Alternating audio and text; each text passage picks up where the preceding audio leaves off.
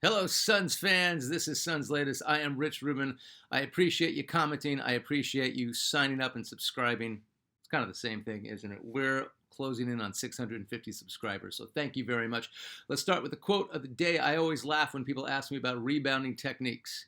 I've got a technique. It's called just go get the damn ball. End of the quote. That is Charles Barkley, former Sun, former Sixer, former Rocket. Chuck, I'll put it this way. Dan Marley, before Barkley got to the Suns, Dan Marley was asked, who's the strongest guy in the NBA? And he said, oh, Charles Barkley. And somebody said, pound for pound, because, there's bigger guys and Shaq's in the league. And he said, no, Charles Barkley's the strongest guy in the league. Forget the pound for pound stuff. And then when Barkley got to the Suns, one of the trainers, I can't remember her name, she worked with him exclusively, and she would do deep tissue massage with him. She said, if I had to do deep tissue massage on Charles, I had to clear the rest of my day just to get through on one of his legs, to get through whatever it was that she said. I don't think it was muscle. I think it was something else that Charles had in his legs. They were like trees. You could not move his legs. They were so strong. They were so ridiculously condensed. Just a whole different level of strength that Charles had. And then she remarked, can you imagine if Charles worked out? Anyway, yeah, go get the damn ball. Desire, heart, and want to. Barkley and Rodman really kind of personified that in their play. And I love that quote. And I got more quotes from you guys, and I appreciate you sending me quotes. We're going to do quotes from you guys because I got them all backed up, and I keep thinking I should let all the quotes out soon. Very soon, though. News, hey, preseason starts tomorrow, Friday, down the road from me, in like 4 hours from here, but whatever, near Palm Springs. It'll be the Lakers and the Suns. Suns kick off the regular season this month, October 22nd, at Phoenix Arena against the Kings. This is just nuts. Oh, in other news, hey, it's over. We really don't have to talk about Jonathan Kuminga anymore, as he and the Warriors agreed to a 2-year, $48.5 million contract. That is according to Kuminga's agent Aaron Turner and Sham Charania of ESPN. The deal includes a team option designed for the contract to be ripped up and renegotiated next summer. So the contract reportedly guarantees Kuminga about $15 million more than his qualifying offer, which would have for the 2025-26 season. He chose this deal over an offer of $75 million over 3 years, which it knocks off that 1 year. It's still, extrapolated. It's the same amount of money, which gives him more control down the road. Kuminga is still seeing what else he can get, and they can rip up this contract this coming summer. So it gives him more control. So they still think that Kuminga is worth more than what he's getting. Now that this month-long thing is over, look for the Warriors to go after free agent Al Horford. If they can get him, they'd have to do an Exhibit 9 with him, which is what they just did with Steph's younger brother, Seth Curry. Signed an Exhibit 9, he won't get paid, but he gets to get into training camp, he gets to get up to speed. When the regular season starts, they waive him, and then November 15th, they're allowed to put him back on the team. That's how it works. FYI, I don't know if this is a joke or not. I loosely researched this. There are Exhibit 1B, but not 1A, 6, 7, 9, and 10 contracts in the NBA. It's the same rationale used for batteries and vitamins. All right, let's move on to our starting center, our projected starting center. His name is Mark Williams. And we are going to go down the centers as the preseason gets kicked off. So Mark Williams, Nick Richards, and Kaman Malawash have all been battling in training camp, according to Grayson Allen. And Osi Iguodala is, I think he's a center. I feel like he is a point forward. I also feel like he's a Boris Diaw type as a point center because his game is so unusual. His passing skills, you saw flashes of him in Summer League. We're going to see more of him now, but there's talent there. I'm just wondering if he can put it all together. But we're going to go through our centers again. I know we've done it. Now we're going to go in depth, and we're going to start as good as we know how he can be. Mark Williams has a lot to prove, and good for him that he knows it too. He has to be healthy. Yes, but he is in the final year of his rookie contract, which is pivotal for him, for the Suns, for the rest of the league to take notice and to see what this guy can do. So this is really interesting. I forgot that Mark Williams was in the final year of his rookie contract. He's got a lot to play for. The Suns need a starting center with the talents that Mark Williams brings. No one knows that better than Mark Williams. along with his agent, has said over and over that now there's nothing physically wrong with him. Now, that's him and the agent. But again, we'll see if that's true. Good news, the Suns training staff mentioned that his strength gains in his lower body have been off the chart. Side note for anybody over 40 watching this, I'm a triathlete. I've done an Ironman. This is not a brag. I'm just telling you.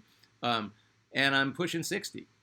And still pretty strong for a little runty dude. 5'9", maybe 164. What I'm trying to tell you is work your legs, work your core. Work your legs, work your core. The upper body stuff, if you're vain and you need to look cool, great. But it doesn't matter if you can't walk around or if it hurts to straighten out your back in the morning. Work your lower body, work your core. So the strength gains in those areas for Mark Williams and his daily basis work ethic off the chart. And this is according to the Suns training staff. His attitude, because he understood where he was at. You need to get to where he needs to be, and he's worked every single day on that. So Mark Williams, more than anyone in the final year of his rookie contract, knows that this could very well be a make or break year for him. So if he is healthy, watch Mark Williams bust out and earn that bag. I want to see it happen, and I want to see him stay on the Suns. Also, my favorite thing about Mark Williams is he wants to make the Hornets regret trading him twice last year. Mark Williams could be a huge, huge, huge problem for Suns opponents this year. God, let's have that happen.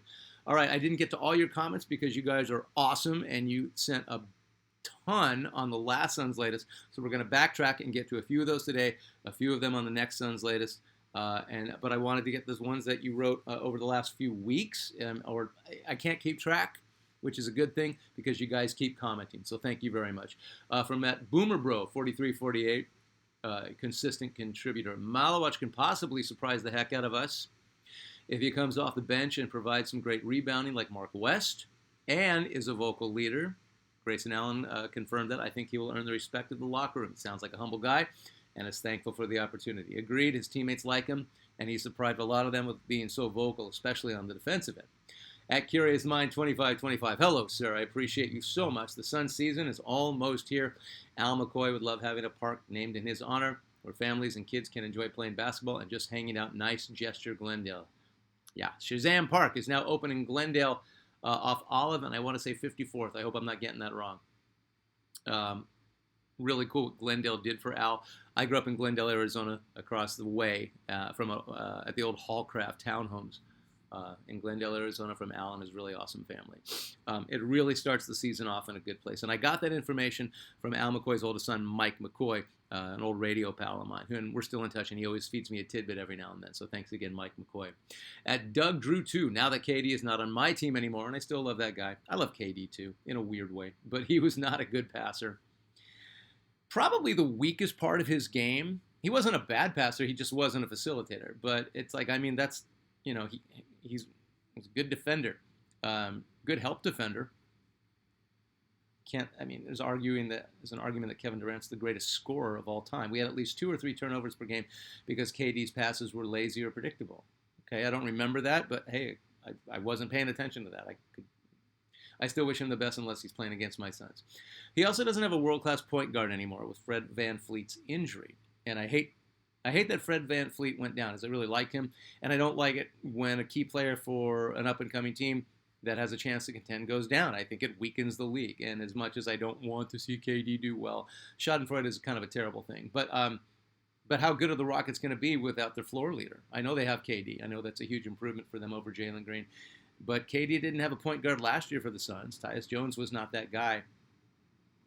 Coach Bud just ran ISO, and look what happened. So how'd that work out for KD? I honestly think the Rockets will be just as good this year as they were last year. Probably the same regular season record, maybe even a little better. But if they don't fill that void and get a legit point guard, they might get ousted early again in the playoffs.